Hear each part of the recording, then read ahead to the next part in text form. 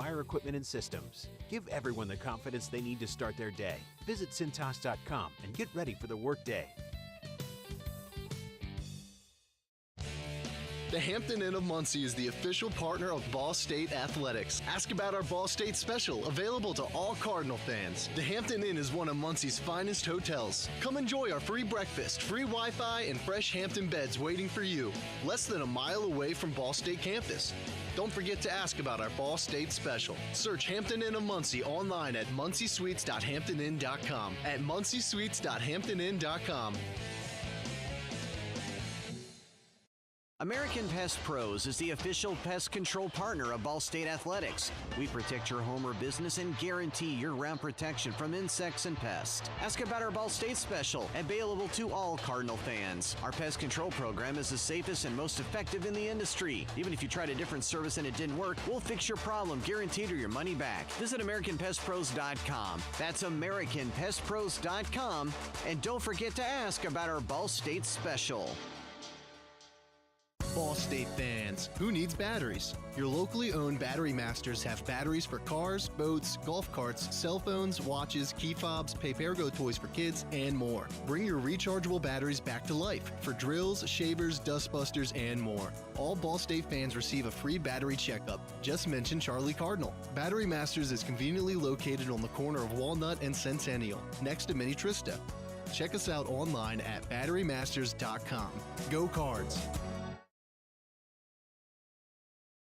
Indiana's top sports media school in 2024 by the Indiana Association of School Broadcasters. This is Ball State Sports Link.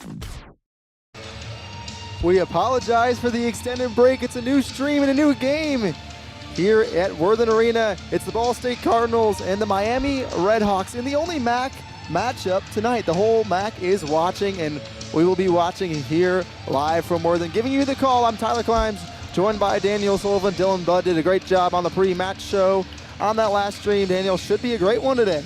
Tyler, I am thrilled to be here for Tuesday night action. Like you mentioned, the conference is watching as the MAC tournament picture begins to take shape. Ball State coming back from a weekend sweep of Toledo where they wrapped up a bid to the MAC tournament. So they are playing with all of the confidence in the world right now. They've won their last 8. Miami, a very different story. They've lost their last 7 and have been eliminated from MAC tournament contention. So we are set for an interesting matchup tonight as both teams are out on the court, Miami in red and Ball State in their home whites.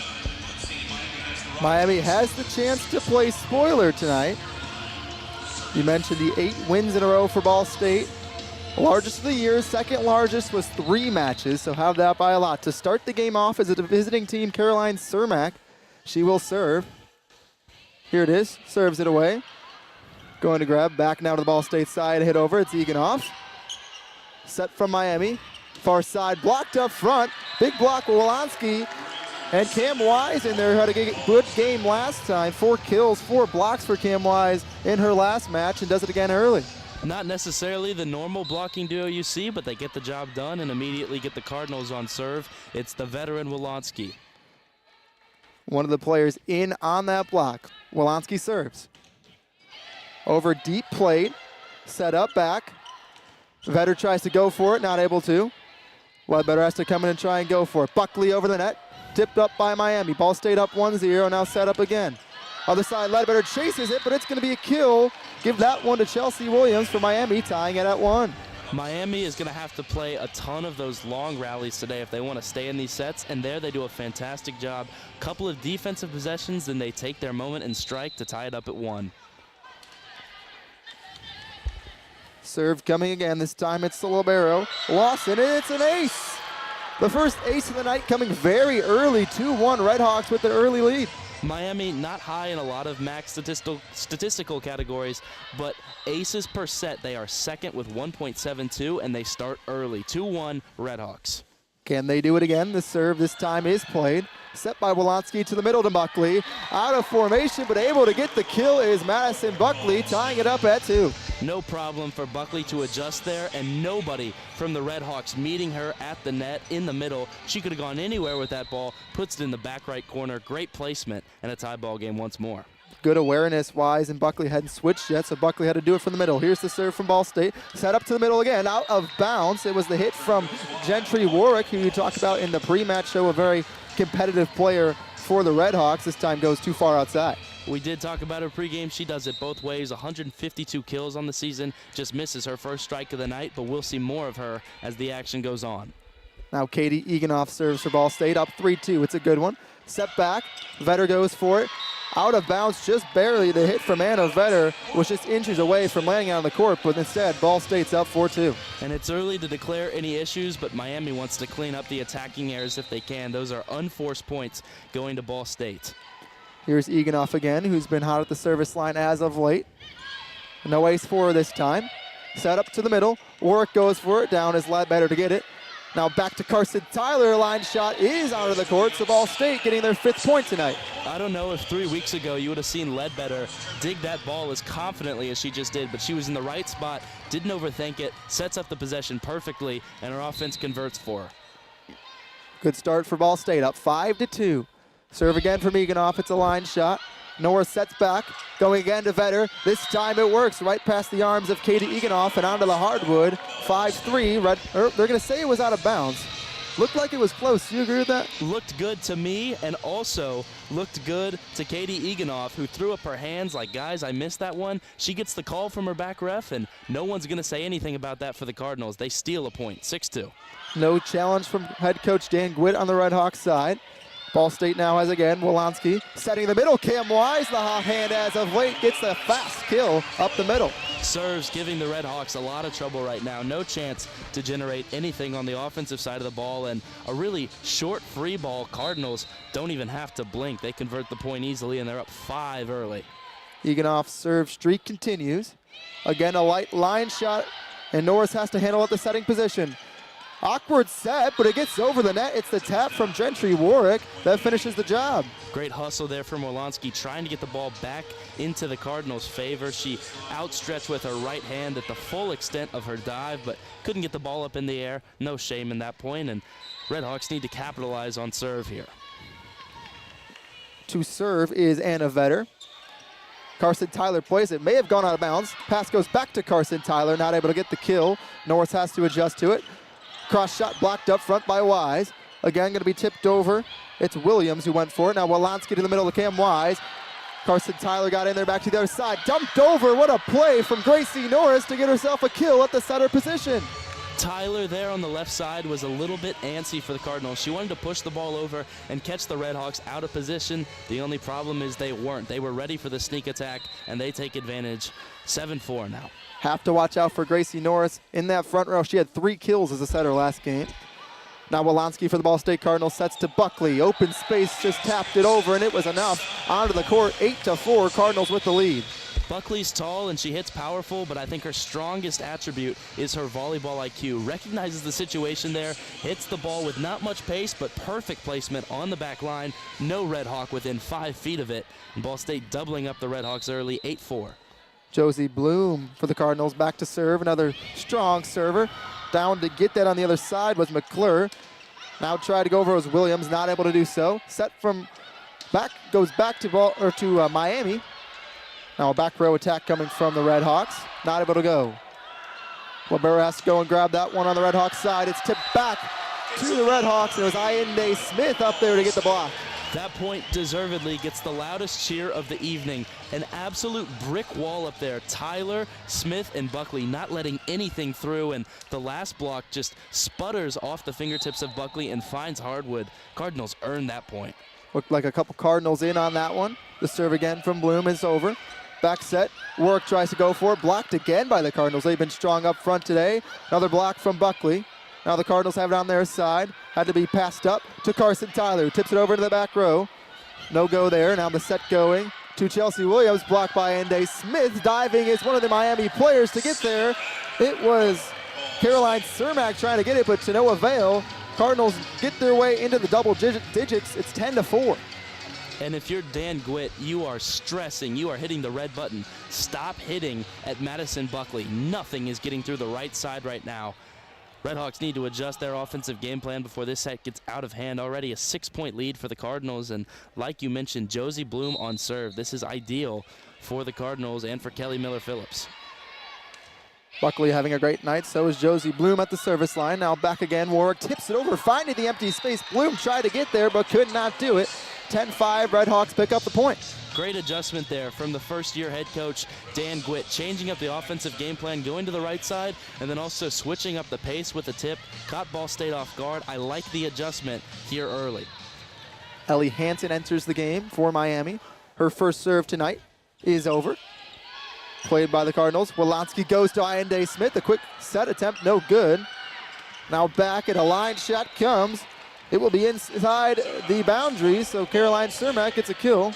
They're saying it was outside, so scratch that. Ball State makes it 11-5. Again, another one that looks good. They say it's a game of inches, and so far, both of those close calls going the Cardinals' way. Redhawks staff had a meeting, decided not to use their challenge. That seems like a missed opportunity. It was a bit too far for them to see, so they stay with it. Another point goes to Ball State as a hit from Miami went out of bounds. It looked like Gentry Warwick just tried to be too cute with it and put it too far outside.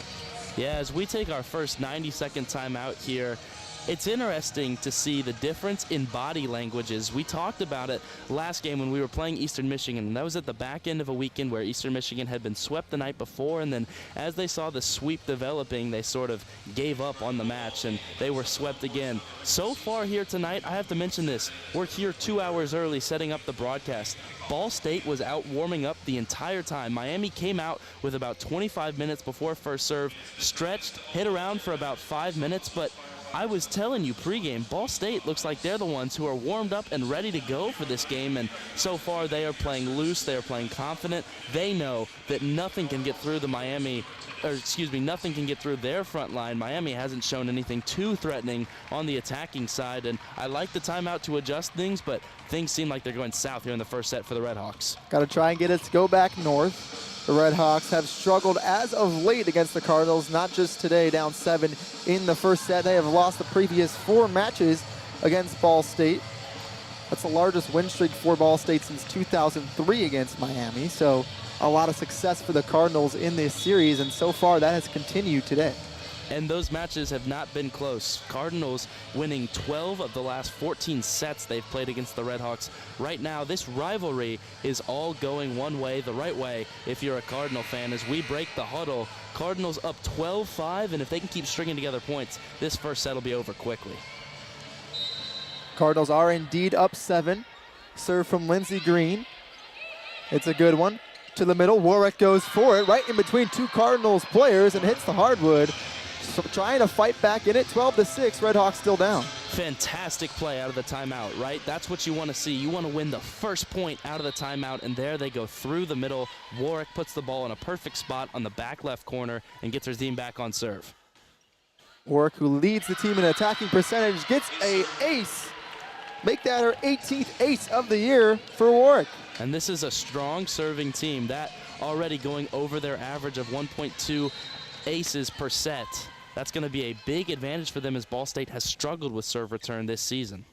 Going to need a couple more this time. Warwick not able to do so. Green goes to set. Carson Tyler finds the middle of the court. Kill for Carson Tyler. 13-7. Cards are up. Carson Tyler, the freshman who is just building an outstanding resume. She has put the conference on notice this season with her performance, closing in towards 300 kills. Came into the match 295 kills, approaching that 300 mark. She serves it. Carson Tyler tries to dive for it, but was not able to get there. May have been Cermak for Miami that got the kill.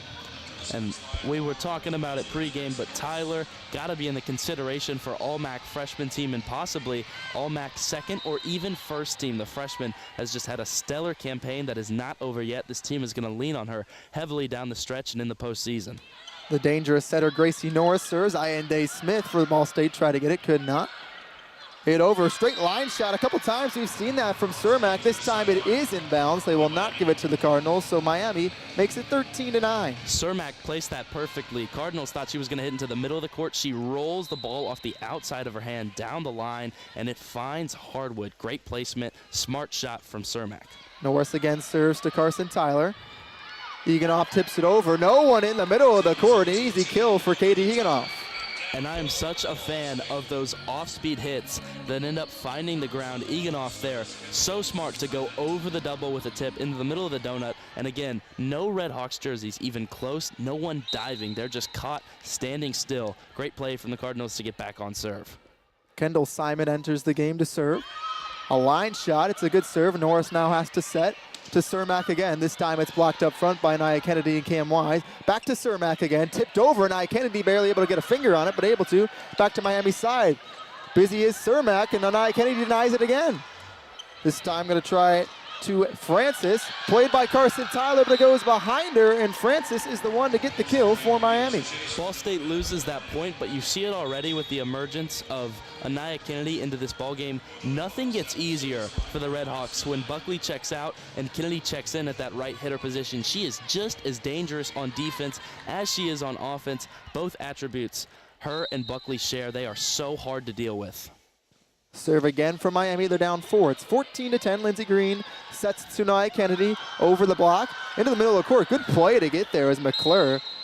We're going to say it may have, Ball State player may have been in the net. They're pointing in different directions, but in the arena they say point Ball State. Couple of subs come in. That looked like it hit the ground, and I will say one of my favorite adjustments we've seen from the Cardinals during this win streak is patience. They are more patient. Kennedy was late there getting up to hit. She takes the ball as it's coming down, just bloops it into a perfect area. Might not have seen that at the start of the season. That's growth. Megan Wolanski serves for Ball State. Another hard-hitting serve. Knocked over by Williams. Now Wolanski again goes to Buckley, off the block, and onto the hardwood. 16-10, Ball State up. Perhaps no player for the Cardinals has grown more in season than Ledbetter. Fantastic dive there, sets up her setter perfectly, and it's the largest lead since 12-5 at 16-10 for the Cardinals. Megan Wolanski, who leads her team in aces, serves. No ace this time. Norris has to chase it. Vetter punches it over. Quick set goes to Cam Wise.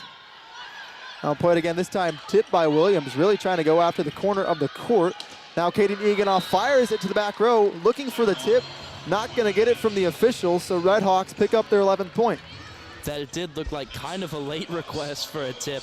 Just in air there from Eganoff, but you have to like the aggression, targeting the back line of the Red Hawks with some authority. No shame in that miss. Margot Lawson, libero serves. Set by Wolanski. Cam Wise was not situated, but still managed to get there.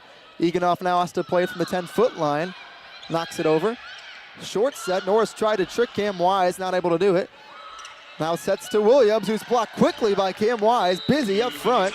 It's a block for the Cardinals. They're up 17-11 now. And sometimes when you aren't playing your best offense, you need to rely on some natural talent or natural ability to bail you out. And Madison Buckley is just too tall. She gets up, intercepts that tip before it could go over the net. Redhawks can't get it back over. Big bail out there to get the lead back up to 6. Strong play up front from the Cardinals. This time not as much as it was Warwick, who went over the hands of Cam Wise, who's been busy up front. We've seen that a couple times now with Warwick, quickly putting the ball over and going through the middle of the court. Ball State, no answer so far. So Miami will serve again. At the service line is Anna Vetter. Top in aces on the team. Almost gets one. Carson Tyler struggled to get it. Now just has to pass it over. Set quickly to Warwick. Tipped up front. Diving is one of the Cardinals. Now Wolanski has a chance to set it. Going back to Carson Tyler. And that one shoots into the seats of the arena. It's an ace for Carson Tyler. A couple of missed opportunities there, but I thought Miami had a ball they should have put away. It was hanging up in the air there in Warwick's kill zone, and when she hit the ball, it hit the net cord first. That's never a good sign. Cardinals don't need to make another mistake. They take care of the point and get back on serve. It's Josie Bloom. Josie Bloom does serve. Now set to work again. This time she does what she couldn't do last time, gets the kill. You just mentioned it, and now she's already back. Same play that worked before. I mean, it feels like we're only talking about Warwick, but right now she is the offense for these Redhawks, and she goes quickly, puts it down through the middle. Cardinals have to be watching for that now. That's the third time that Dan Gwitt has run that play to success. Third kill for Warwick. Set to Buckley. Over the block and in the court, just over the hands of Cermak, and 19-13 is the score after that one. not fair to leave Cermak on an island with Buckley there. They were one-on-one, and that matchup is going to be converted by Buckley for a point 95% of the time. Very calm in her execution, just puts the ball on the floor. In comes the setter, Lindsey Green, to serve.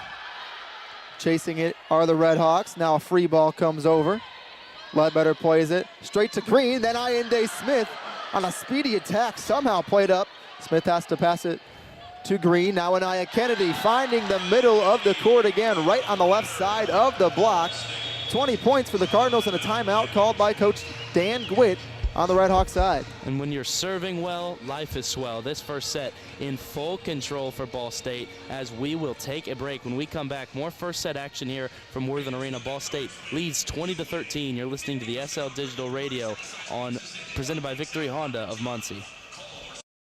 So just how big is the Mammoth Pizza at Mancino's? How about a big 24-inch round pizza loaded with all of your favorite toppings? Made to order just for you when you call 287-1300. The perfect size for the big game, the next game, or any event that demands not only the best, but the biggest pizza you can order. And Mancino's is ready anytime. Call, wait 10 to 15 minutes, then head to Mancino's for pickup. Man, is it good. When a large pizza isn't enough, you need at least one Mammoth from Mancino's. Pepsi Zero Sugar has a new, better flavor. A Zero Sugar Cola has never tasted this good. But we don't expect you to take our word for it, so we're putting it to the test. Starting with me. My mouth is watering already, so I think we can skip the drum roll and get right to the main event. Cue the fireworks. We have an official best Zero Sugar ever. It's delicious, it's refreshing, and it's so good you'll need to try it for yourself. Trust me. Pepsi Zero Sugar. Zero never tasted so good. That's what I like. Indiana's top sports media school in 2024 by the Indiana Association of School Broadcasters. This is Ball State Sports Link. Quick play in Worthen Arena. It's 20-13 in the first set. Ball State came into this game favored to win, but a little bit of history on the line. 22 sets in a row for Ball State. The record is 23. They can tie that record with a win in set number one. Just 5 points away from doing it. We're underway. Cross shot comes quickly from the Red Hawks. It's Cermak who found the open area. 20-14 is the score. A good sign for Dan Gwitt in a season that hasn't been ideal at a record of 7-19. His team is responding out of timeouts. That's a fantastic sign for a young coach. It really is, and Warwick, one of those players who stepped up, serves. Anaya Kennedy on the other side quickly responds with a kill. When she's on, Anaya Kennedy looks just unstoppable. She hits the ball too hard and too accurately in there, finds the weak spot after just a split-second glance. Too easy for the freshman who was on first team All-MAC last season. Carson Tyler serves for the Cardinals. Norris plays it. Going back to the right side again, this time too far outside again.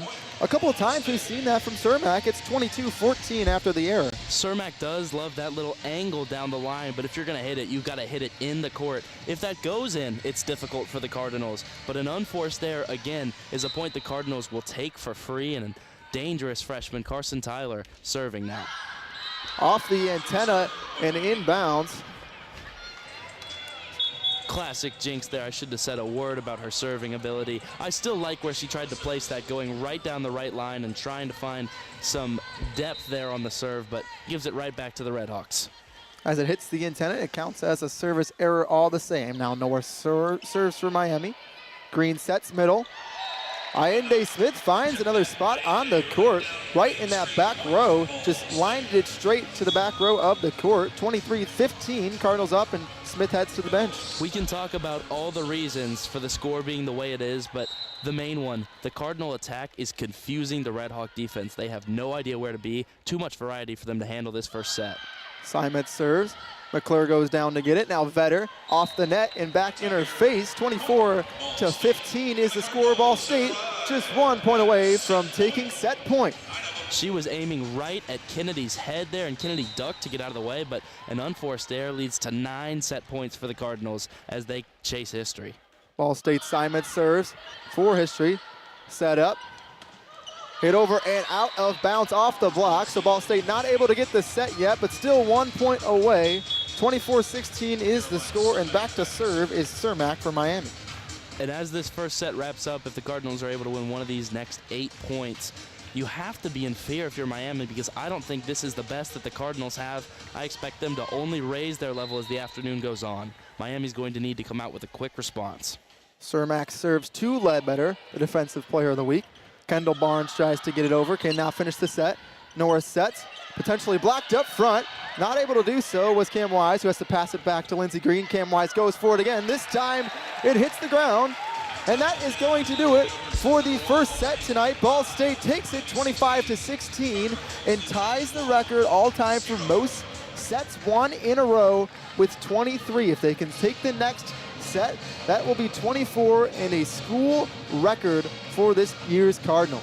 What a run it has been for these Cardinals. I mean, it just feels like they can do no wrong. Every attack, they seem to make the right decision. They set the right way. Attackers are placing the ball in the right spots. And then you mentioned it, newly crowned Defensive MAC Player of the Week, Sophie Ledbetter, is digging everything.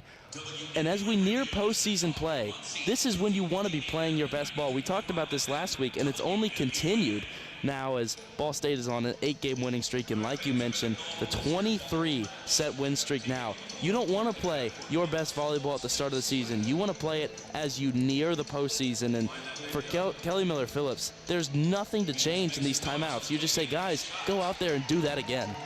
We'll see if they can do that again, if they can break the record for most sets won in a row in school history in just a couple of minutes when we return on SportsLink Digital Radio, presented by Victory Honda of Muncie. We'll see you soon. For the best stories, access, and coverage of Ball State sports, follow SportsLink on social media platforms Twitter, Facebook, Instagram, and Snapchat. Search @BSU SportsLink. American Pest Pros is the official pest control partner of Ball State Athletics. We protect your home or business and guarantee year-round protection from insects and pests. Ask about our Ball State special, available to all Cardinal fans. Our pest control program is the safest and most effective in the industry. Even if you tried a different service and it didn't work, we'll fix your problem, guaranteed, or your money back. Visit AmericanPestPros.com. That's AmericanPestPros.com.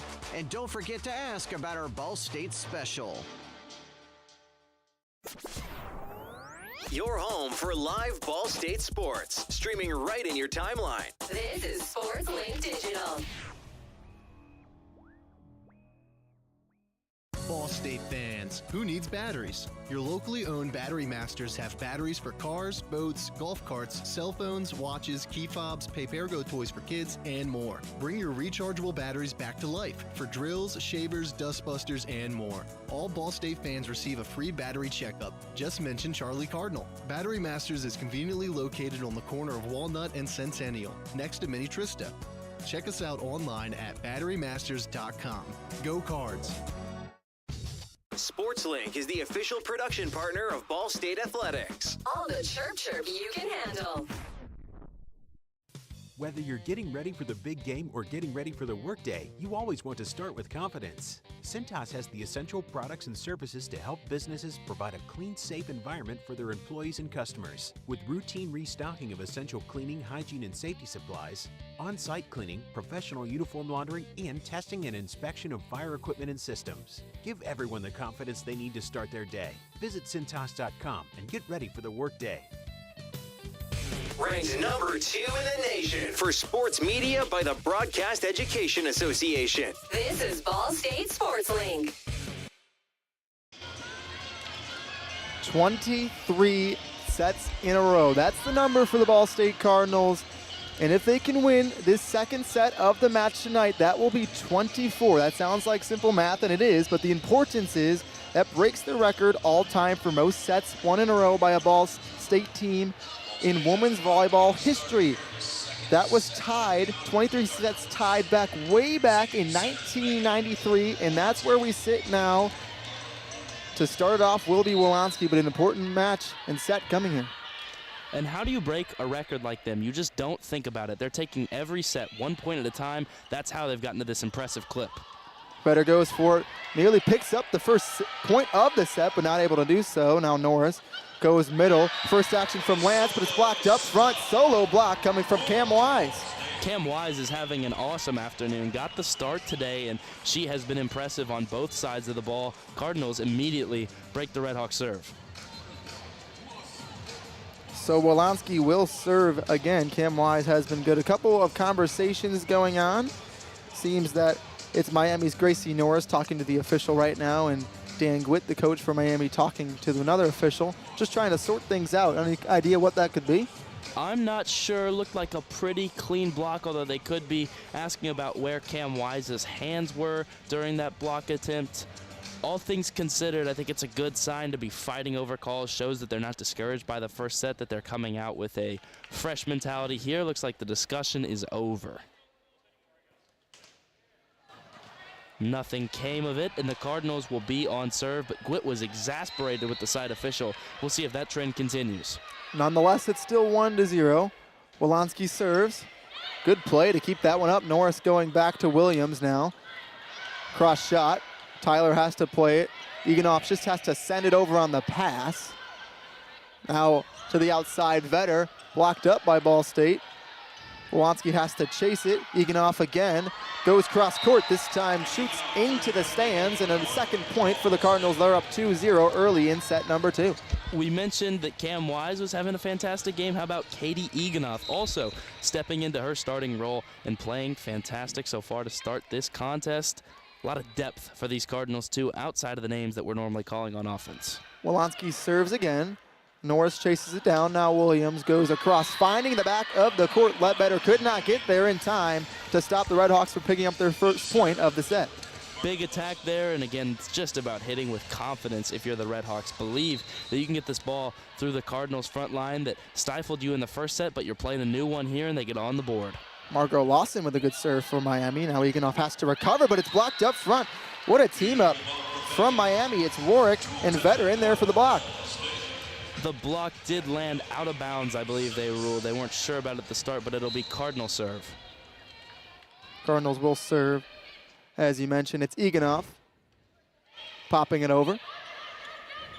Red Hawks chase it down, back to Williams, blocked again. Who else? And Cam Wise. And that's a late rotation if you're the Red Hawks. They did not set up the offense in the way that they wanted to, electing not to give a free ball to the Cardinals, hitting the ball as hard as they can, but just too little, too late. Wise times her jumps perfectly and gets a block here in the second set. Eganoff again will serve. Vetter goes again. Strong hands up front from Ball State. Wolanski dives for it. Now played over in the back row by Eganoff. Norris sets middle. Not able to get there. Sophie Ledbetter again diving for the play. Now Vetter. This ball cannot hit the ground on the Ball State side of the court right now. Carson Tyler line shot, and she is able to find the ground. It's a kill for Carson Tyler. It's 5-1 early in the second set. And that deserves the applause that you're hearing. Wolanski and Ledbetter both laying their bodies on the line, outstretching only a fist and keeping the point alive. Tyler caps it off. Perfect team point, and that encapsulates how the Cardinals are playing right now. Eganoff serves again. Going to Vetter often. This time a whistle comes, and Miami picks up the point. May have been one of the Cardinals in the net. Yeah, just a mental error there to give the point right back, but the kill attempt looked good as well. Miami was getting that point all day long. So Vetter, who has been active in this set, serves. Carson Tyler gets there. Back set comes. Buckley smacks it. We're going to say it's inbounds. A bit of a discussion, but point Ball State is the call.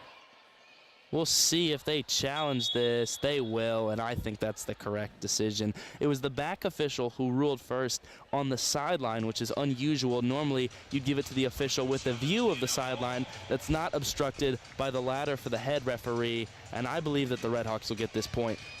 Don't hate the attempt from Buckley, but it looked out. Yeah, I thought so too. A bit of hesitancy, even from Buckley as she went down to celebrate, was just unsure, and this, we don't necessarily have a look at it, but just from what we can remember, it feels like it's going to go Miami's way. College players know when they miss and when they didn't miss. Madison Buckley knows if she hit her spot or didn't hit her spot, and I think, like you said, she was not celebrating, and I believe the Red Hawks will get this point. And it's Miami Red Hawks coach Dan Gwitt with the first challenge tonight. What can you tell me about him and what he's done? Well, he had his playing days at Penn State. He had his coaching days at Penn State, an assistant coach there for a couple of years now, stepping into his first head coaching gig. And it has not been the dream first season, but it's hard to meet any head coaches in collegiate sports who have their best season in their first season. I think this season for him has been about getting adjusted, getting to know his players. He has a young team, understanding the level that's needed to compete in the MAC, and no matter how the rest of this season shakes out, they have an opportunity to pull off a big upset here. If they don't get it, they have Northern Illinois at home, two teams at the bottom of the conference, so a big chance to pick up a win there. No matter what, you have to be in a good state of mind. You can't let the record affect you if you're Dan Gwitt. You have to reload for year two. I like that you mentioned the record because it brings up an interesting fact about the MAC this year. It's been pretty top-loaded. Eastern Michigan's in 9th place in the MAC with a 7-9 record. Then you look to the bottom of the conference. There's 3 teams with 1 MAC win this year. Miami being one of them. They're in 10th place due to playing one last match, which will be caught up to tonight, so could drop with that loss. And it's NIU, who you mentioned, they'll play next. 1-15 in Kent State, 1-15 as well. So 3 teams at the bottom of the conference playing for some pride at the end of the year. Yeah, absolutely. Playing for some pride and playing for the teammates that you went through conditioning with, you've practiced every day alongside of. There's no quit from this Red Hawk side, and I think that's a positive sign for Gwitt as he starts to look towards the offseason. And like I said, when you have such a young team, going 1-14 in the MAC, 1-15 if they end up losing this contest today, is very difficult. No one likes to lose, especially athletes who are this competitive, but it is a good chance for them to say, hey, look at the level you have to be at. When they play against setters like Wolanski and hitters like Buckley, who have been around forever, and talent like Anaya Kennedy, who, like we mentioned, was first-team All-MAC last season, that's a great opportunity for them to say, hey, this is the level we need to condition ourselves to. This is how great we want to be. I think they need to look on the positive side of this thing, as we have an interesting scene here as both teams have sent a server out with the ball. Referees did not make clear who won that challenge. Actually pointed both ways, so the official goes back to the table to figure out the official call, but it's just a game of chicken right now. Both servers looking at each other, waiting to serve it. It is. It's Anna Vetter looking at Josie Bloom and wondering who's going to blink first. They both haven't put the ball down, and now Josie Bloom retreats. The point goes to Miami. So as we predicted, Miami gets the point. Now they say point Ball State on the main stadium feed. Oh my goodness. What is going on? Dan Gwitt is irate right now, and I can't really blame him. Looked like they said Miami won the challenge. Vetter's still not leaving. Now she does. Now Josie Bloom has to come back out onto the court and grab the ball. Redhawks just demanding an explanation. Have you ever seen something like this? I was just going to say, I've never seen anything like this before. Still conversation going on between Coach Gwitt and the official. Finally, the whistle blows, and finally we have a result. So Ball State keeps the point, despite what must have been a close call. Josie Bloom will serve. Yeah, that was just an out-of-bounds call. I would pay good money to hear the referee comms on that one. 6-2 Cardinals. Bloom serves it and gets an ace right away out of the extended timeout. Josie Bloom takes advantage with an ace. 7-2, Cardinals up. And Gwitt is upset. He had words for the side official after that ace because he believes if his team was serving, obviously they wouldn't have lost another point. So visibly frustrated, and I can't tell you it isn't justified.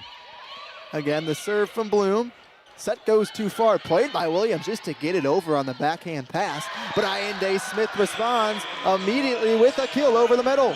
Chelsea Williams with a great effort there to adjust and just get the ball over. But like you said, Ball State has been so good with free balls today, making almost 0 mistakes and way too easy for Allende Smith. It's so tough to stop how quickly they move up front when going to Smith as well. Serve from Ball State. Now Norris goes middle. Middle and middle. Warwick this time with a kill after what we just saw from Smith.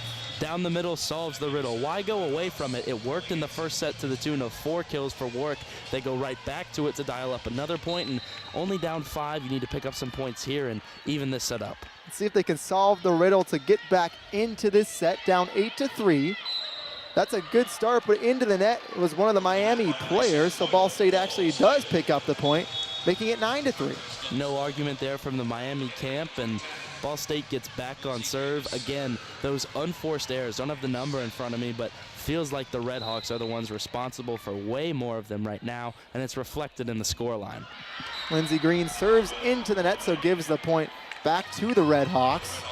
And it's Warwick back to serve. Just as I talk about unforced errors, I've got to stop giving the Cardinals too much credit. I did it to Tyler in the first set. I'll just lay off. 9-4 is the score. No matter where you are in the conference, errors can still happen. Here's Warwick's serve. No error this time. Green sets. Allende Smith rolls around just out of bounds. Would have been a beautiful play had it been converted, but just a hair too far for Smith. It's creative, but I don't feel like that's Smith's game. She's much more comfortable going quickly and hitting through the middle. I like the creativity from Phyllis, but probably a play we won't see again today. Red Hawks down 4. Warwick serves again. Set from Green, tipped over by Kennedy. Tracking it down in the back row was Hansen. And a quick kill. Allende Smith this time in the middle, went back to what she's best at. I'm telling you, they've got to get my mic connected to the Ball State bench. I know what's going on. Fantastic adjustment there from Smith to just go up and get the ball, but also have to give credit to Kennedy. Feathery touch on the tip, left the Red Hawks out of sync, and Smith finishes the job 10-5. So Cardinals are up 10-5. Serve to number 10, Ellie Hansen. Now Lance gets her first kill of the night off the block and out of bounds. That was perfect placement on the kill. Looked like it hit the back left corner and over the outstretched arms of Kennedy at the front of the net. Nice placement there from Miami to get back on serve.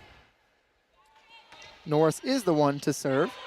To Carson Tyler. Green has to pop it up to Anaya Kennedy, who just fists it down into the front area of the court. 11-6 is the score after the kill for the Cardinals. Looked like she used the open hand of her palm there to sort of roll the ball, put some weird spin on it that helped it die quicker as Paige Busick comes into the game here, the serving specialist for the Cardinals.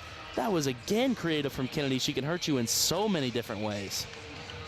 One you don't see very often from Anaya Kennedy, but what makes her so dangerous is she can do stuff like that. She's got plenty of tricks in her bag. Another conference between the side official and Dan Gwitt right now delaying the game. I believe he's still frustrated about the challenge, and honestly, with the way it shook out, no clarity for either side. I can't really blame him. Red Hawks still down 5. Paige Busick enters to serve, and she serves too far. Out of bounds service error for Paige Busick. Now Red Hawks only down by 4 points.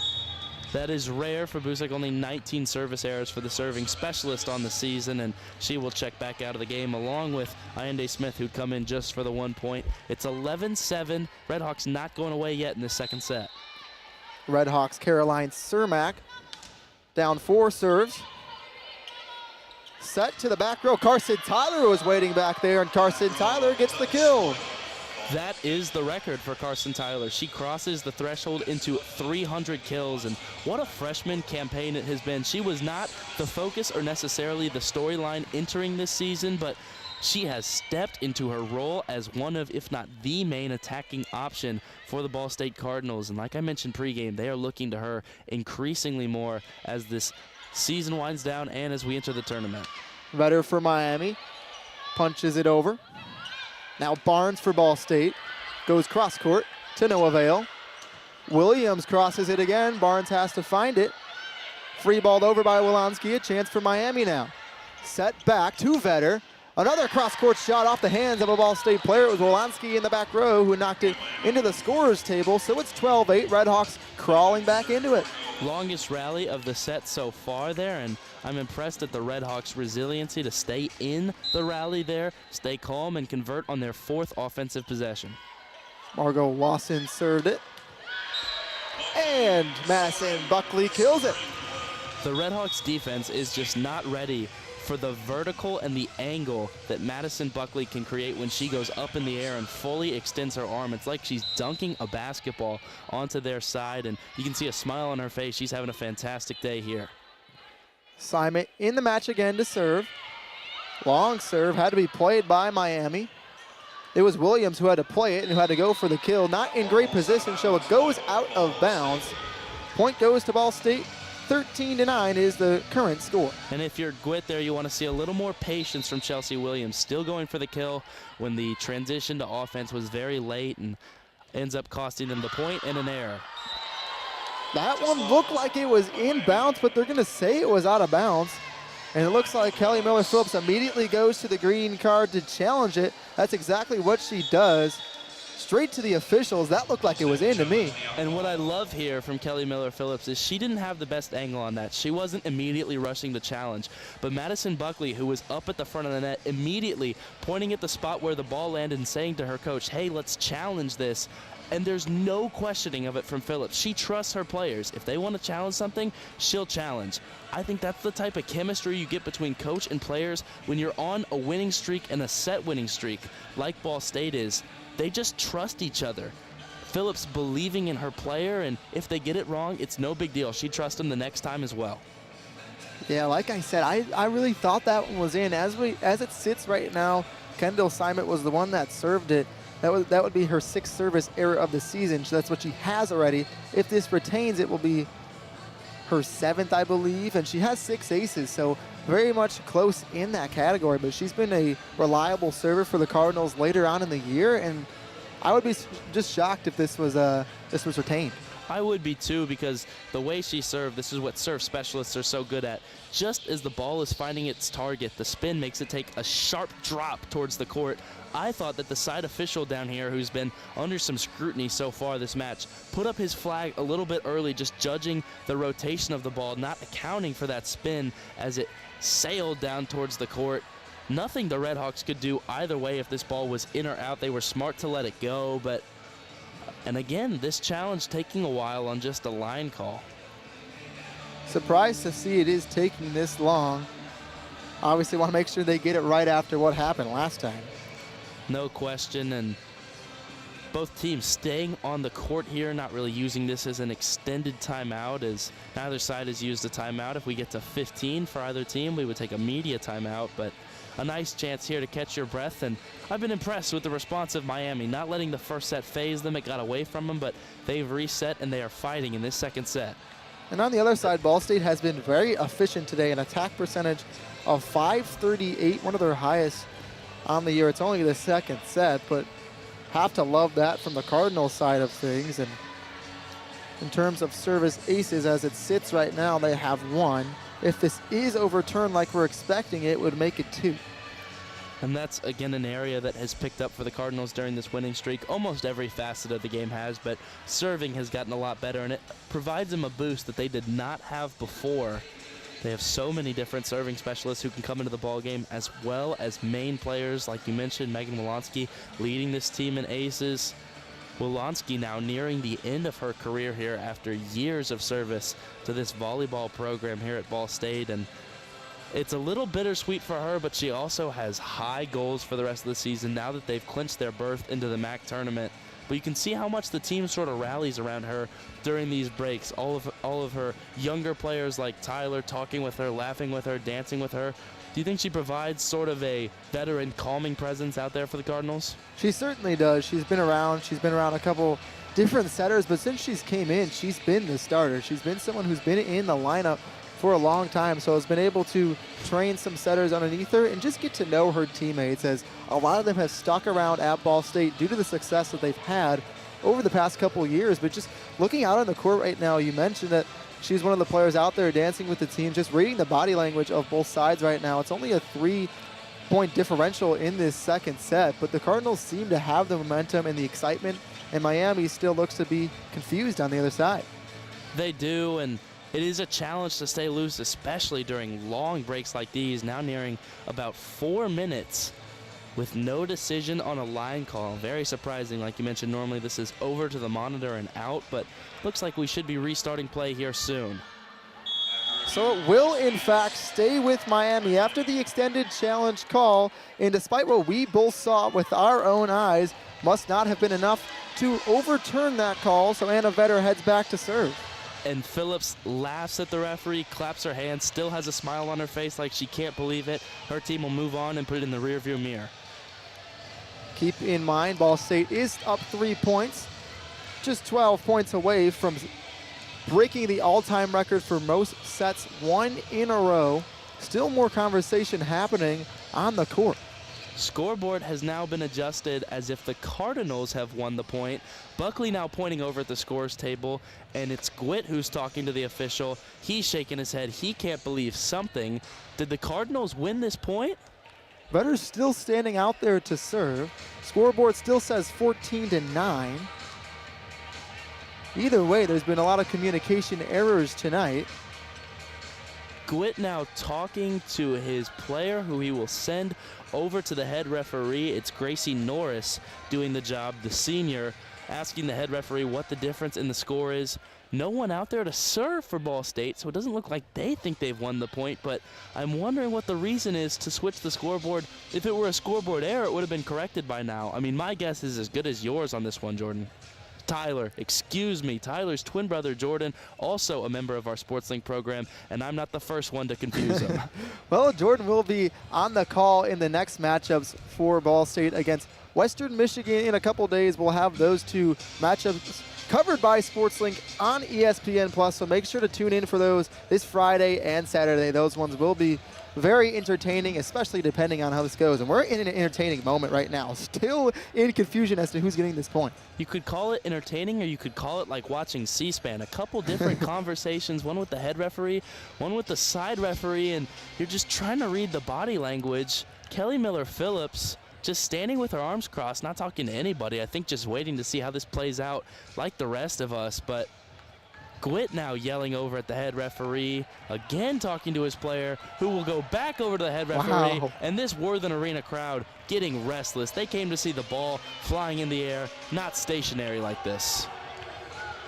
You can hear it on our crowd mics. The crowd not happy with it, and Dan Gwitt not happy with it as well. We mentioned it already, but I've just never seen anything remotely like this before, especially twice. Yeah, now she goes back over to her coach. I mean, students in the building have homework due at midnight. We've got to come up with a decision soon. Well, it is 6:52 Central Time, or Eastern Time, excuse me. So a lot of time to sort this out. Both teams back into their huddles again. And it looks like the officials back at the scorer's table, maybe trying to fix the score. I mean, again, I think if the score had changed from 13-10 to 14-9, it would be on purpose, because the side referee who was responsible for relaying the calls had pointed in the direction of the Redhawks.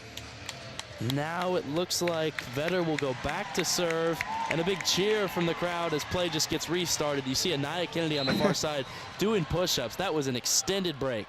Yeah, got to stay warm on the Ball State bench. We're back. Anna Vetter serves it. Almost an ace right out of it again. Carson Tyler line shot. What a kill from Carson Tyler, bringing the electricity on a line shot. It's 15-9. Carson Tyler is incredible. A slam gets the crowd restarted, and I'll tell you what I think happened.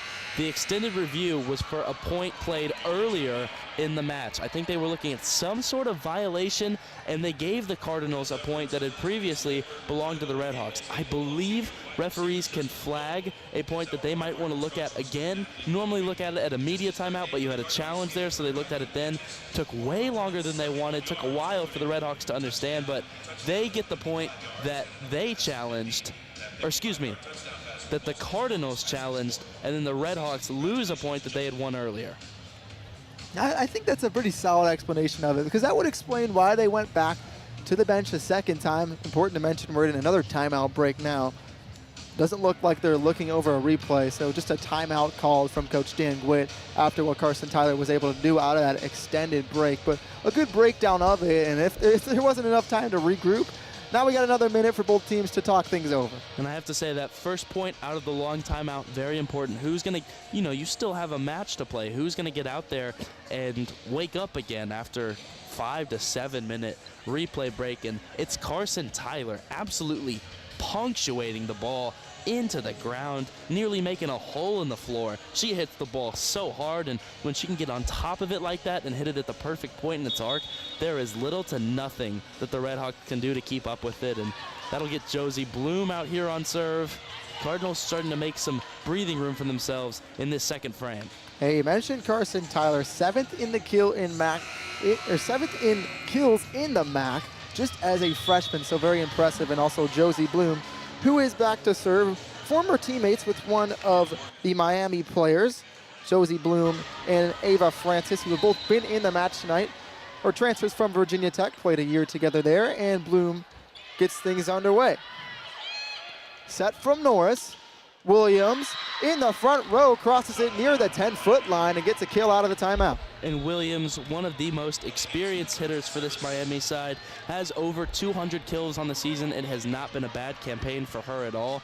Picks up the kill there to get Miami into double digits. And again, they're not going down without a fight. Hanson re-enters to serve for Miami. Goes to Carson Tyler. Wolanski has to chase it down. Carson Tyler crosses it over again. Diving play. Miami's been on the floor all day long, and this one hits the floor. It was a pass over the head of one of the Miami players that got the point. And Ball State is kicking themselves. They do not need Kelly Miller-Phillips to tell them that a free ball should never land between all 6 of them. Miscommunication there. Miami picks up a point, and they're drawing closer. May have been one of the more dynamic kills for Warwick.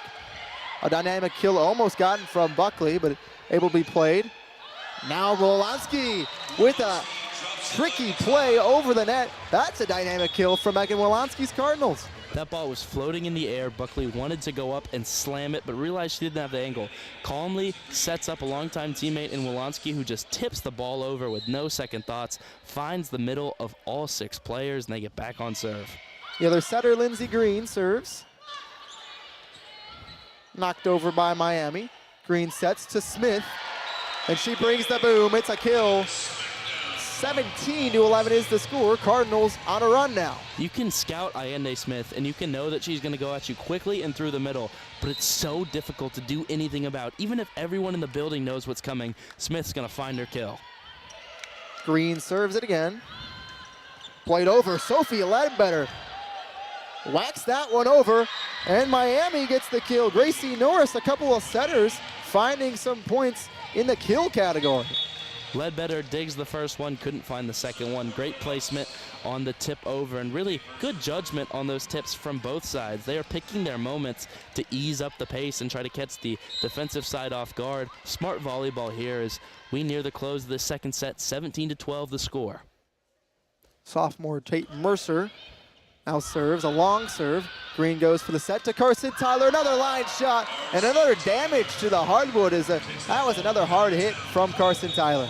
On the Ball State bench, you can see Cameron Wise with her hand over her mouth like she can't believe what she's seeing out of the freshman. So powerful. I don't know what you do as a defensive player when Tyler is catching the ball at the top of its arc like that. Beautiful volleyball. Ball State back up 6. Tyler did serve that one. Lance trying to get the kill. Carson Tyler chases it down, doing it all. Ledbetter has to play it over. Norris.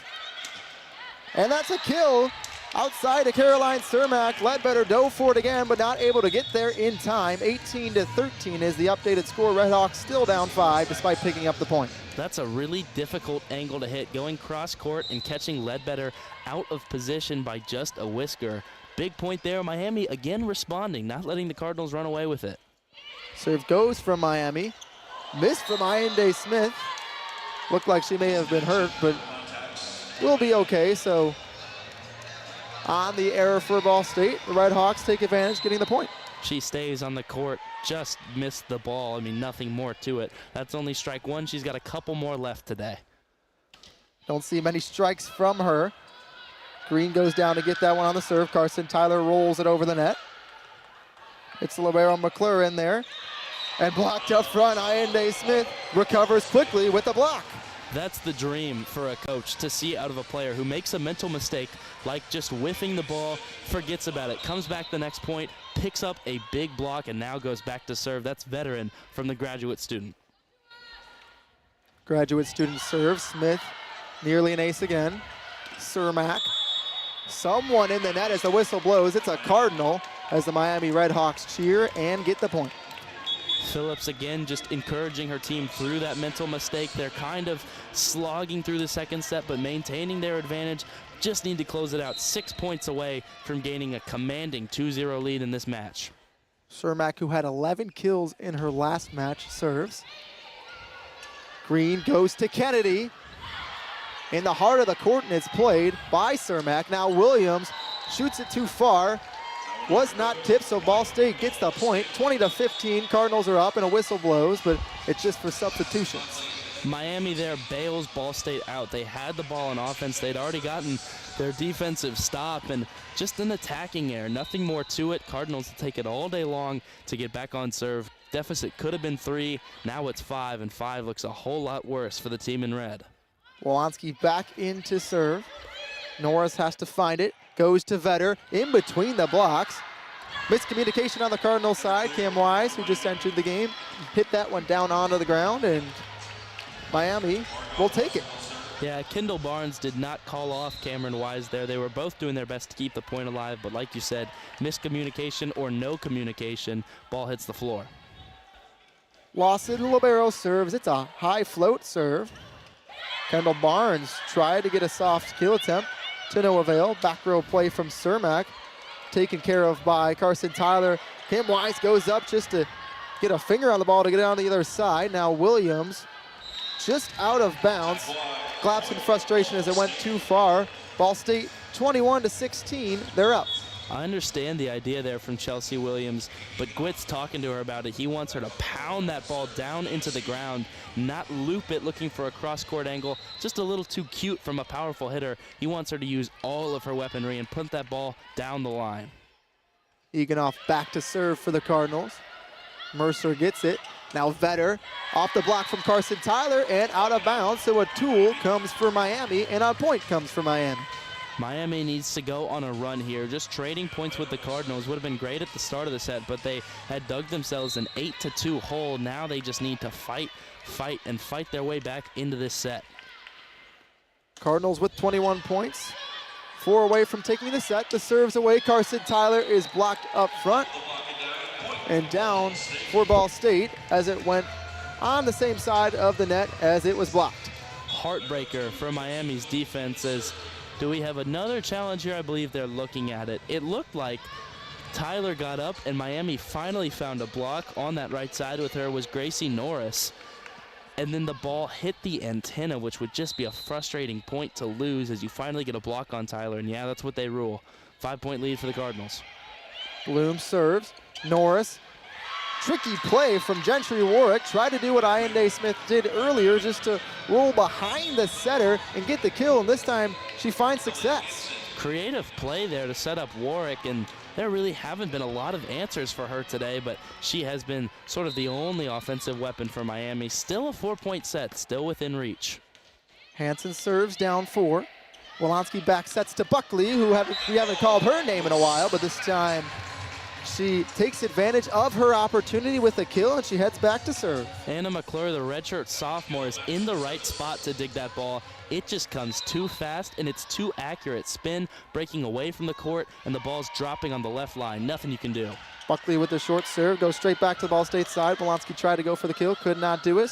Norris to Warwick again. This time the Cardinals were ready for the roll shot on the slide. Smith with the block. It's 24-18, just 1 point away from breaking the record all time for most sets, 1 in a row by a Ball State team.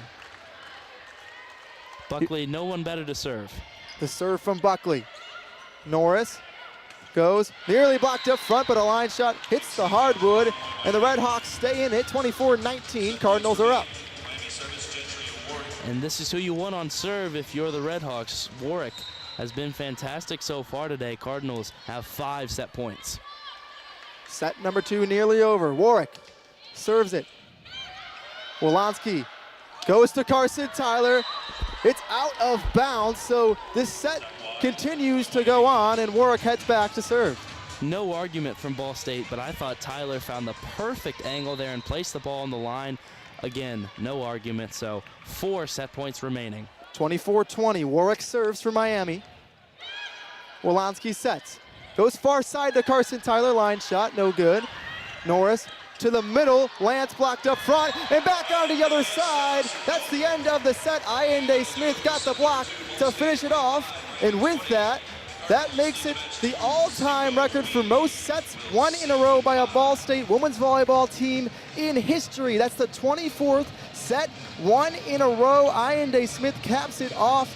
Huge congratulations to the Ball State Cardinals for setting records tonight.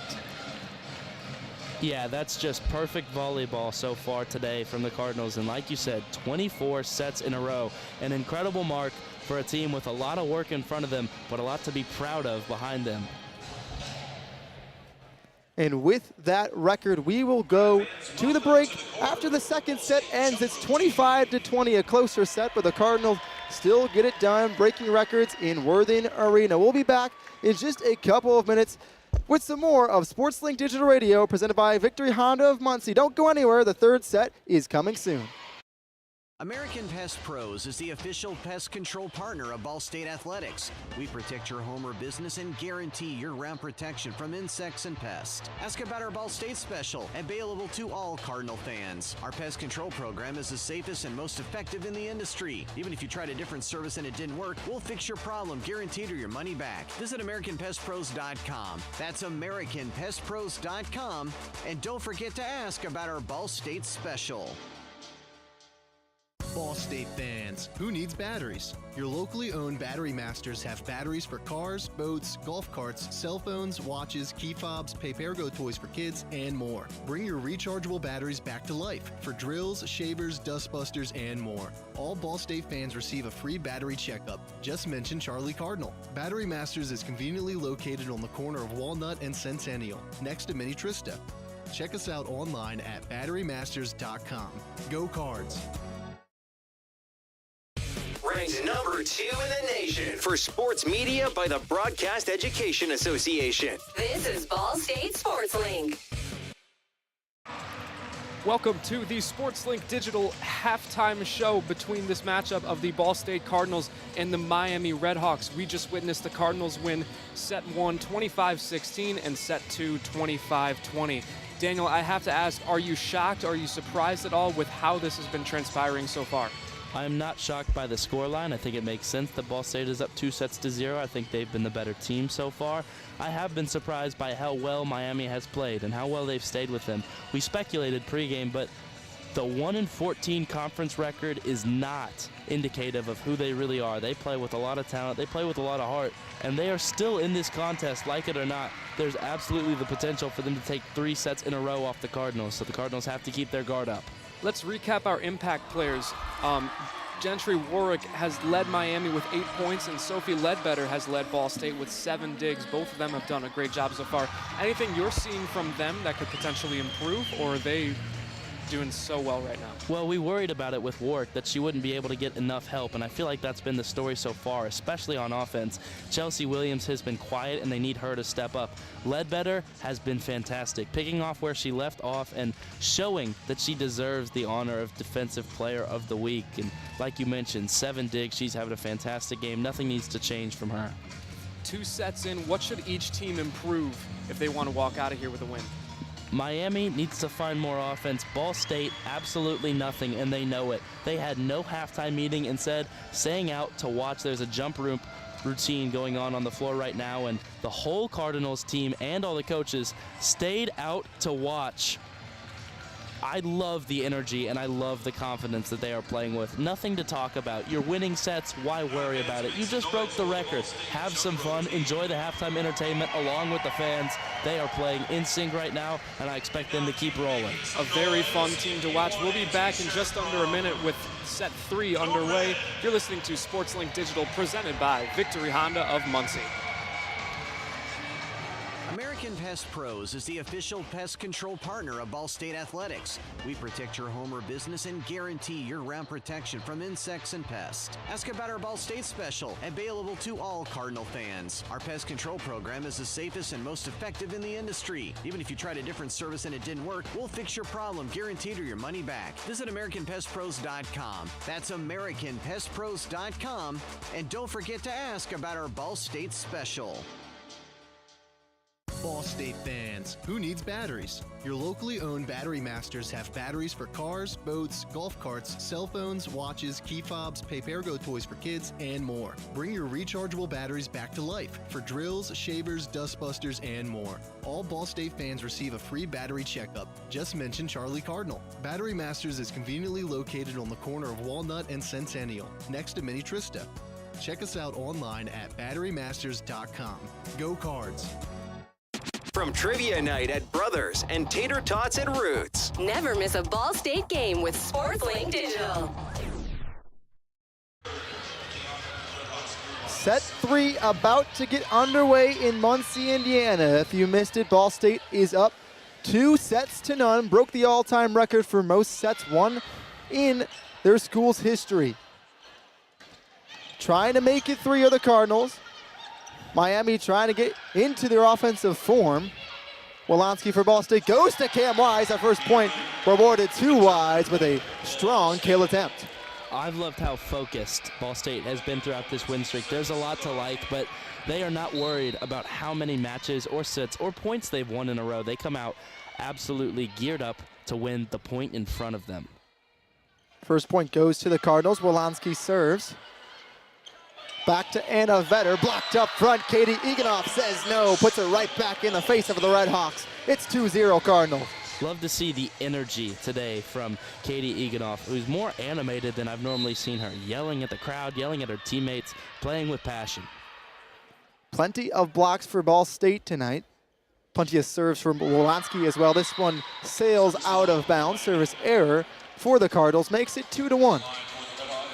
Yeah, and you don't see that too often, especially from this Cardinals squad as of recent, but a service error that allows Miami to crawl into the set and get on the board. 2-1 is our score.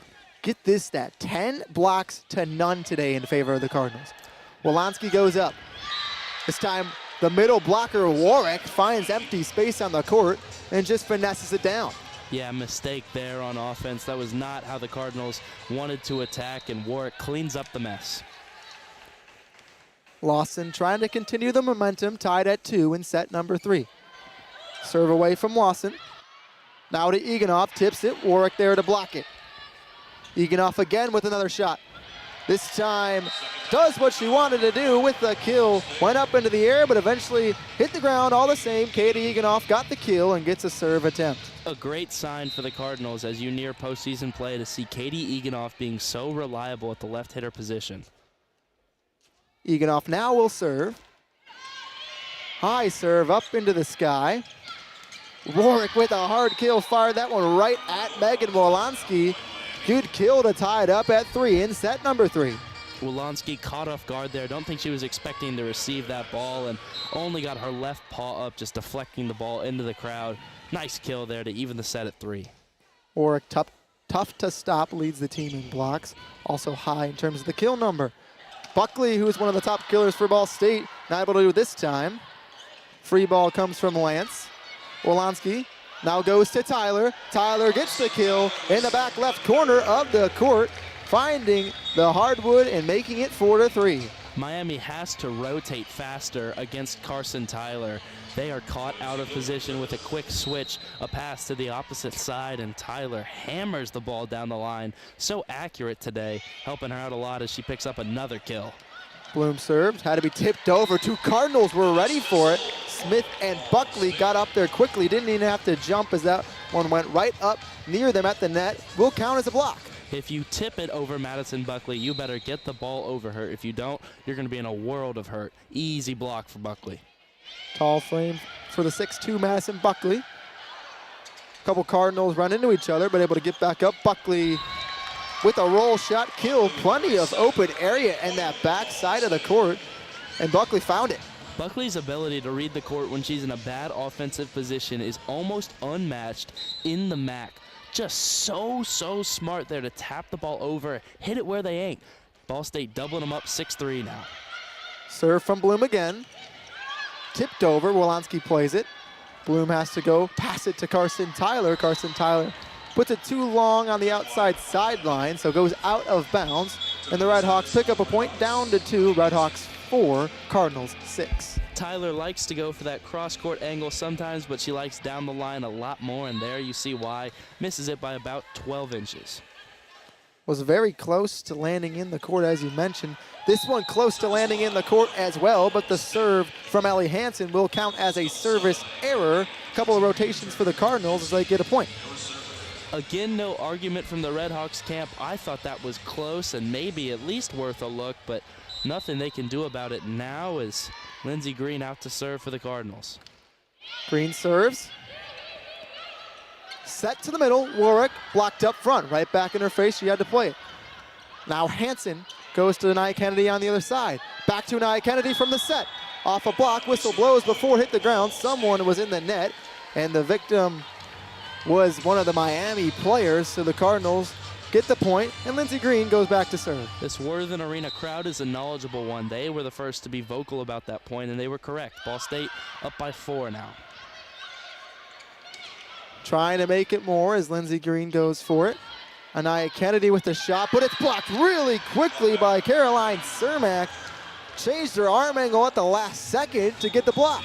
Only her 8th block of the season. Cermak able to come up with one there, and Kennedy gifted her the opportunity. Came down late, still tried to hit the ball as hard as she could, and only needing the left hand, Cermak wins the point for Miami. Mercer serves for Miami.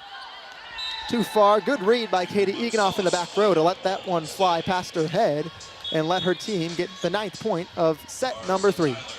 And Dan Gwitt very upset about the service there, and you have to understand his position, because if you want to get closer to a Ball State team that's now opening up a lead, you can't make those mental mistakes. Nearly another mental mistake as Smith was ready to capitalize. Now Anaya Kennedy pushes it over the net. Shot for Miami, but it's blocked up front. Ayende Smith shoots it in the back row of the court. Now just had to be passed over by Miami. Kennedy again. Tried to go for it. Tipped up. Playing around with it was Reagan Lansing in the front row, but could not handle it. Just hit the ground behind her. Awkward point there for both sides. Smith had an opportunity to hit her trademark shot through the middle, didn't get all of it. Her and Kennedy having a laugh about it. It's much funnier when you come out on the right side of the point. That's for sure, and Carson Tyler serves. Another block, back to the Cardinals side. Eganoff goes around the block, a line shot off the arms of Emily Morgan, who recently entered the game. Katie Eganoff with the kill, 11-5, Cardinals lead it. Eganoff hitting with such power today. That ball ricochets off the dig attempt up into the 12th row, if my eyes don't deceive me, of Worthen Arena. Quick math there. Crazy power. Right back into action, Anaya Kennedy blocks it, but it goes out of bounds. It was number 14 against number 14, Cermak against Kennedy, and this time Miami's 14 wins it. And Kennedy's got to flip her hips there and turn her body towards the court there. She was in the right position, but didn't get her body turned in time and was positioned to put the ball out of play, and she does break there for the Redhawks, who are late on offense. Gracie Norris serves, Ledbetter. Not the greatest handle of it, but Anaya Kennedy still able to finish the job with a kill cross court.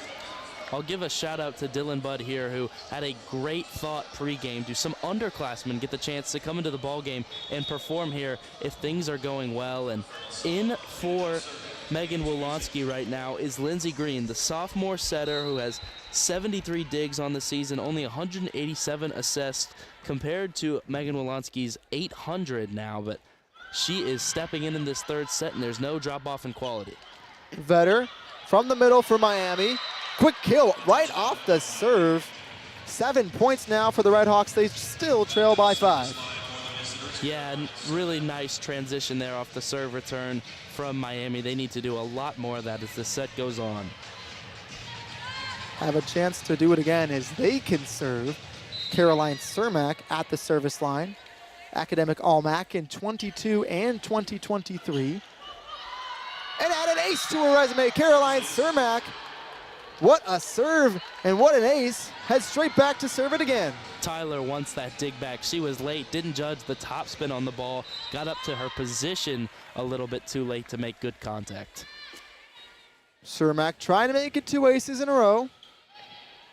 Not able to do so. Lindsey Green goes to Kim Wise, who again just gets a small piece of it. Cross shot. Now a couple Cardinals have to chase it down. Carson Tyler ultimately the one to get there as Ledbetter passes it over. Norris back set to Vetter. Off the block. Green able to get there. Setter's out. Now Anaya Kennedy in the middle of the court through the block. Net violation goes in favor of Ball State. One of the Miami players up into the net trying to block it. So 13-8 is the score after that point. And Miami takes themselves out of a long rally there again with just a mental mistake. Gwitt sitting down in frustration. He's got his hand over his head. His program is not yet where he wants it to be, but I think there's a lot of optimism on that Miami side too. This set's not over as you get a service error. That'll help Miami with the service error as Megan Wolonsky at the line. who put that one right into the center of the net. First service error tonight for her. Right back on the way, Carson Tyler goes. Megalowansky sets to Buckley. Too far. Looks like it was not tipped, so Miami takes the point. Now they're only down 3, starting to get back in this one, 13-10 in Worthen Arena. Buckley missed her spot there, and she knew it, saying to her teammates, my bad, my bad. They give her a pat on the back, and they break the huddle quickly for the next point. So Margot Lawson serves again for Miami. Wansky goes to Eganoff, tipped up front by Warwick. Now Ledbetter passes it back to Carson Tyler, who stepped in there at the last second. Pass backwards to Williams. Blocked up front by a couple of Cardinals, still able to play it. Williams has another shot at it. This time gets it over the net, but the Cardinals able to handle it.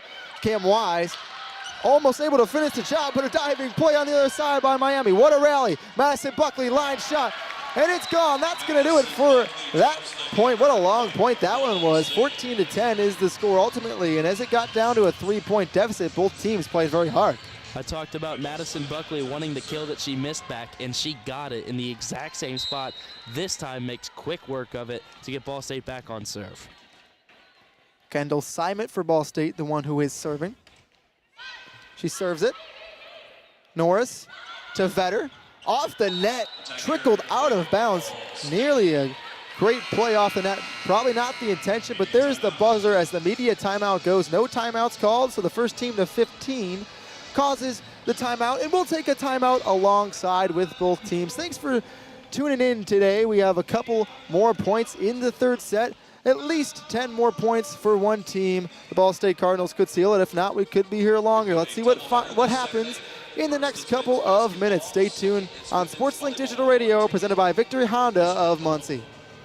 American Pest Pros is the official pest control partner of Ball State Athletics. We protect your home or business and guarantee year-round protection from insects and pests. Ask about our Ball State special, available to all Cardinal fans. Our pest control program is the safest and most effective in the industry. Even if you tried a different service and it didn't work, we'll fix your problem, guaranteed, or your money back. Visit AmericanPestPros.com. That's AmericanPestPros.com.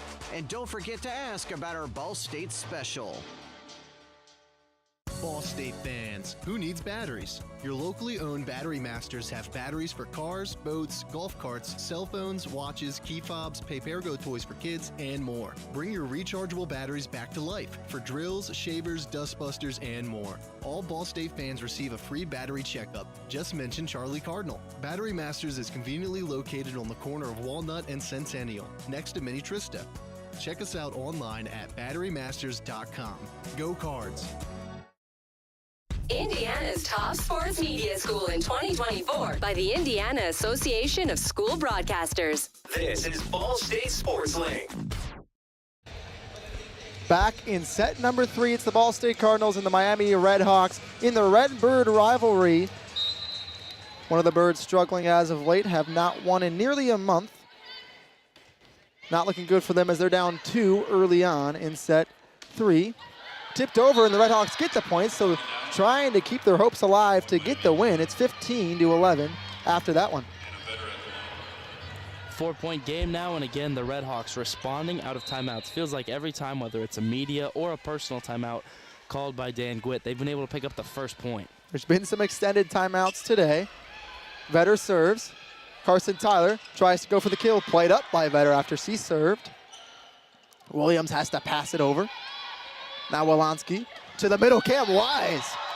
What a play from Cam Wise. Didn't go straight on the court, went sideways and still managed to get it in the court. 16-11 after that great play. And the Miami bench wanted to challenge that almost immediately, all extending their arms in protest, but nobody on the court saw it that way, so I guess they'll go with the closer angle. Ball State back up 5. Josie Bloom serves. Went too far. One of the players on Miami's side went for it. It was Caroline Cermak who tried to get it, but luckily went over her shoulder and out of bounds. Cermak just playing that cool because she absolutely wanted to put her hands on that ball, but it whizzes by her and finds the black, and an embarrassing moment avoided there for Cermak. Nonetheless, Miami serves. It's Ellie Hansen. Right over the net, a heated serve. Carson Tyler with a heated kill. Cross court again near the 10-foot line, all the way on the other side of the court. Carson Tyler has been everywhere tonight. Great play calling there. They were ready for Smith to come through the middle as she jumped, and that's what they sat on. They were not ready for Carson Tyler on the left side of the net to then swing the ball with such power towards the right side. Cardinals 3 steps ahead of Miami. Tyler leads the team with 9 kills tonight. The serve comes from Green. Played up. Ayende Smith somehow gets it over the net, hit the bottom of the net and rolled up, so the point stays alive. Cermak goes for it, and Kendall Simon keeps it alive. Now Carson Tyler again. Pops it up. Another kill attempt coming for Cermak. Just tips it over lightly as there was some empty space there. Carson Tyler again. This time it is blocked. Who else than Gentry Warwick up in front to get the block for Miami. Great hustle from the Cardinals. Despite losing the point, the home crowd offering some applause. They see the effort from the home team, and again, Red Hawks haven't let themselves get blown out of any sets. They have stayed with it until the very end, and they're doing the same thing here. So now 2 blocks for Miami on the day. We talked about it earlier, had 0. And Nia Kennedy goes up for Ball State as play is back underway. Carson Tyler tried to get up there for the block and succeeded with Smith and Tyler up there, denying it and reflecting it back in the face of the Red Hawks. Smith in there as well and just stuffing the ball. Red Hawks have really struggled to find the offense today, and it's been reflected in the scoreline. Now Tyler back on serve, looking for her first ace of the day. First ace, we mentioned, has not happened yet, the first ace, but 300 kills on the year. First player for Ball State to do that this season. Trying to add to that total. Line shot comes from Cermak. She's tried it a bunch today. Only worked about half the time. This time, it does, in fact, work. And today she's been rolling the ball down the line, this time going for pure power and fantastic placement. Textbook offense there from Cermak to find the point. So it's 18-14. Cardinals still lead it as they have almost the entirety of the day. Serve to Kendall Barnes on the Ball State side. Ledbetter has to find it. Tyler shoots it over the net. Norris back set to Vetter. Vetter, no man's land on the court. No one was in the area, and Vetter saw it and just went straight to it. There's a lack of communication right now from the Cardinals, and they just look out of sync. Not at all what they want to be producing on offense. Let's see if a timeout comes or if they can adjust on the court. Red Hawks down 3. It's 18-15. Serve handled by Barnes. Now to Smith, who's blocked up front by Lance. Barnes again with another opportunity. This time gets it over the block. Williams goes for it. That was Cermak. But no success. Back to Cermak again. Line shot, 2 straight. Cermak pointed straight to one of the Ball State players, but no tip is called. So out of bounds, and Ball State gets the 19th point of set number 3. Cermak just misses her spot down the line. That's a heartbreaker because Miami's going to feel like they should have won that rally. Gwitt thinking about a challenge, and now he will let the point go. He had one to use and didn't use it. Now just looking frustrated on the bench, but I think that's the right call. Smith serves. Powerful hit from the back row, but back to the Ball State side. Now Ania Kennedy had a shot, but put it in the net, so Miami gets the point off the attack error. And a rare one there from Kennedy, whose hitting percentage has been up this season, her attacking percentage, at 236, a better clip than her freshman season where, again, she was named first team All-MAC, but there does not get all the ball, coming down late on her jump, gives a point away to the Red Hawks for free. Hit 500 in her last match. She's been good as of late, as has Kendall Barnes, who nearly gets a kill. Free ball over net, some time for Ball State to adjust. Lindsey Green sets it to Kendall Barnes. Out of bounds, it hits the Ball State logo, so no point for the Cardinals. Instead goes to the Red Hawks. It's 19-17, only 2 points away from tying it up now. Red Hawks slowly chipping away at this deficit. Now at 19-17, this is a huge point. Don't be surprised to see a timeout from Phillips. If the Red Hawks can come up with this one, they need a big serve return, and they've been lacking this set. No timeouts on the Ball State side, but as you mentioned, maybe a good time to use it if this point goes the way of Miami. Barnes on the serve receive, back set to Kennedy. Kennedy right in the middle of the court finds the hardwood on just a very light maneuver of the ball, putting it right on the ground, and 20-17, extending the lead to 3. That's genius from Kennedy, and she stays so calm, just rolling the ball over the head of her blocker. Nobody there at all for Miami. Fantastic from Kennedy to build the lead back up to 3. Wolanski to serve. leads the team in aces, as we've mentioned. She now has to pass it. Ledbetter will be the setter who goes to Madison Buckley. And Madison Buckley, as she usually does, gets the kill when the ball goes her way. Well, when things get tough, go to your best guns. Buckley and then Kennedy, Kennedy then Buckley, back-to-back kills when it mattered. Now the lead back up to 4, and we see a timeout from the Redhawks. And with that, Buckley is the third player on the Ball State team to reach 10 kills on the night, the other two being Anaya Kennedy and Carson Tyler. We mentioned the attack percentage for Anaya Kennedy in her last match. She's hitting .600 right now, and the timeout comes from Miami. It seems like they had some momentum, then just lost a point or two and called a timeout. Why do you think if you're Dan Gwitt, you take that timeout there? Well, you don't want Ball State to get the crowd back into it. They've been kind of taken out of it this third set. Ball State has played sloppier than usual, and the Cardinals have executed to the best of their ability. All of a sudden, a big Buckley kill to up the lead to 4. You don't want the crowd to take over just yet. You want to calm things down, and again, today, coming out of timeouts, Miami's been fantastic. Whenever they have the time to draw up a play, it seems like they execute. Now, 30 seconds left before we come back out on court. I do have to mention, Miami has another timeout, and if you're Dan Gwitt, you have nothing to lose. I would not be surprised to see that timeout very quickly if Ball State picks up another point or two. Yeah, you're right. They got it. They may as well burn it. A team who has won one conference match all season long that nearly a month ago came on October 18th against Kent State University. Have won 9 conference matches in the last 4 years. And just to put that into perspective, Ball State currently sitting at 11 conference wins and on the brink of making it 12 if they can get to 25. Just 4 points away from doing that. It's 21-17. Cardinals are up at home. And winning double-digit conference games should not be the expectation unless you're an elite program. But Kelly Miller-Phillips, in her 9th year, has won 100, and that's good for an average well above double digits. They've heard the size. It was Megan Wolanski who put that one into the net out of the timeout.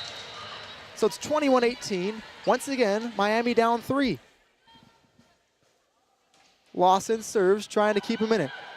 Goes to Wolanski. Now Barnes on a line shot. And a kill for Kendall Barnes. Kendall Barnes, only 70 kills on the season, but she can hit with the best of them. Big swing there to go down the line. Dig attempt was way off the mark, and a big response to get the lead back up to 4 after the service error. She's been in a lot in this set. Headed to the bench after that one. Kendall Simets serves. Vetter finds the back of the court, the back corner, just about as far as she could. Couldn't really go after it for a conventional kill attempt, so does it in her own way, making it 22-19, and she heads back to serve. What an excellent adjustment in midair, realizing you don't have the kill attempt with your fist and using your fingers to just push the ball to the back of the court. Anna Vetter serves. Cam Wise up the middle, a wise play to go off the hands of Gentry in the right spot for a kill. 23-19 after Cam Wise got the job done. Home crowd can feel it. The Cardinals are starting to close in on yet another conference win. How big would this be to extend the winning streak to 9, catching Western Michigan and Bowling Green, who are both on winning streaks of 9 of their own? Currently at 7 sweeps in a row, could be 8 after this. Iande Smith starts it off nicely, getting the 24th point off a kill from the middle. Iande Smith continuing to work. A big weekend series against Western Michigan looms, but it feels like all is right now with Ball State volleyball. Crowds on their feet, 5 match points. Match point, Josie Bloom serves. It's a good one. Set to Gentry, blocked up front. Iande Smith finishes the match just like she did in set number 2 with a block. What a play from Iande Smith, and great play from Ball State all night long, extending their win streak to 9, extending their set win streak to 25, and extending their win streak in terms of finishing the sets in 3 to 8 times in a row. So super impressive. They are absolutely rolling right now. They avoid the trap game tonight. Now all attention turns to a massive clash with Western Michigan. Friday and Saturday, Ball State Sports Link will have both of those games for you on ESPN+. I am excited for the level of volleyball that will be played inside Worthen Arena today. Miami makes a quick exit to the tunnel, and again, nothing to hang your head about. They hung with the Cardinals in every set today, but the difference in talent just too great. The Cardinals get the job done in 3. Cardinals have been rolling as of recently. We've talked about all night the streaks that they've had, the records that they've broken, and they got to be in this huddle just absolutely enthused at what they have done. You can see the smiles on their faces, but you mentioned that. I want to talk a little bit about it. The matchups coming up against Western Michigan are going to be very important because coming into the night, Ball State sat at 4 with an 18-8 overall record, 11-4 in the conference. Western Michigan 12-4 in the conference. Ball State, the only team out of those two to play in the MAC tonight. So now both teams 12-4 in the conference. So 2 teams tied. Now we'll go head-to-head 2 days in a row. You have to be tuning in to ESPN Plus with our SportsLink crew because those matches you cannot miss. Yeah, they are going to be must-see TV. You've got 2 great setters facing off against each other. You've got great matchups all across the board, and we could not be more excited to welcome the Broncos to Worthen Arena. It is going to be a roaring crowd, and like I said, the level will be high all weekend long. The postseason starting early in terms of intensity this weekend for the Cardinals. MAC postseason is approaching, and things are getting more intense after every single match. But for this match, that will do it. It was another thriller of a match. 25-19 is the score of the final set. Ball State gets another sweep. 3-0 this time at home. They have been incredible at the end of the season and will look to continue to do that as things go on. So thanks for tuning in to SportsLink Digital Radio presented by Victory Honda of Muncie. For Dylan Budd, Daniel Sullivan, I am Tyler Klimes. In another fun one, we'll see you next time on SportsLink Digital Radio presented by Victory Honda of Muncie. Don't forget to tune in to ESPN Plus on Friday and Saturday. We'll see you later. Yo.